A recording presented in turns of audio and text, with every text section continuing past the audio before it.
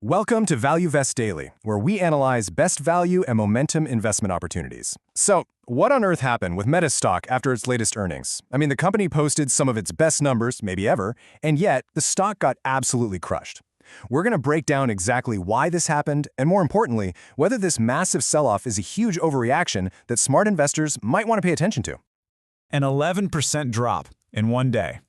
For one of the biggest companies on the planet, a number like this just screams panic. Your first thought is, wow, something must be seriously broken with the business. But, as you're about to see, that panic, it was probably completely misplaced. And this quote right here, this says it all. This perfectly frames our entire discussion today.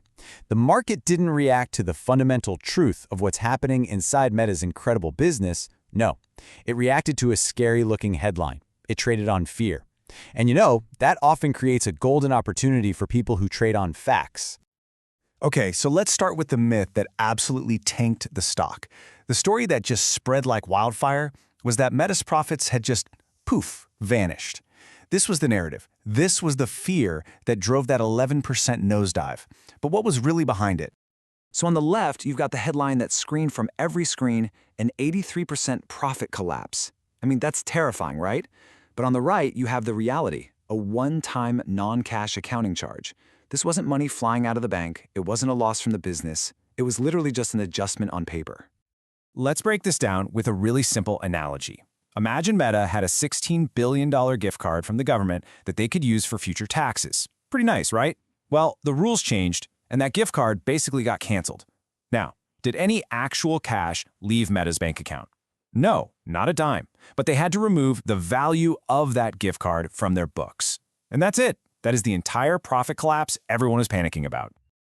Okay, so now that we've kind of debunked that myth, let's pivot to the reality of how this business is actually doing.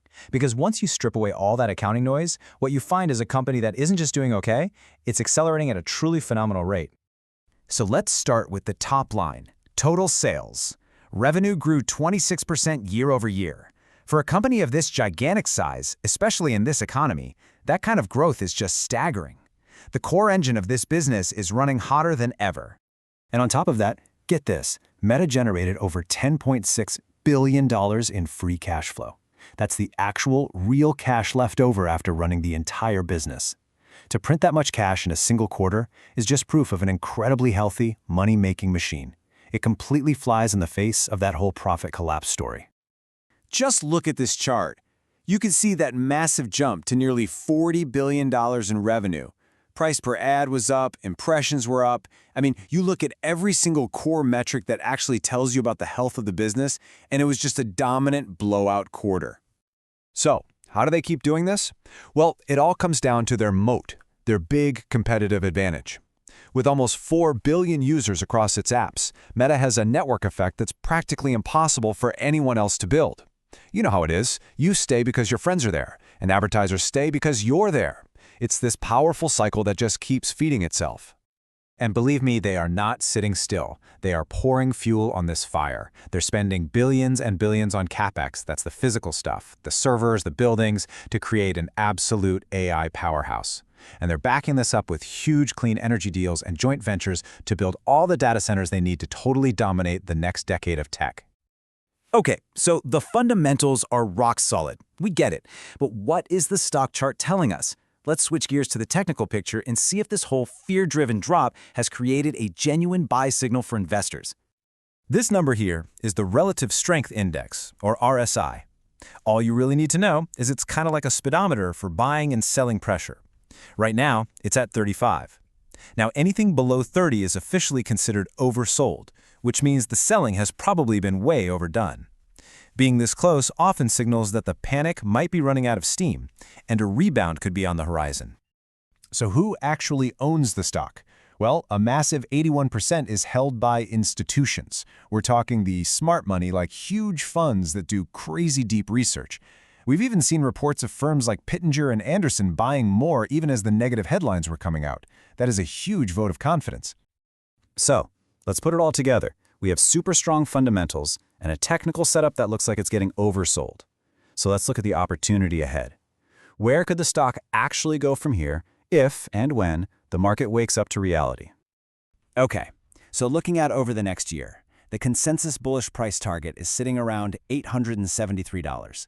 Now, based on where the stock is trading after the drop, that represents some pretty significant potential upside as this whole AI monetization story really starts to play out.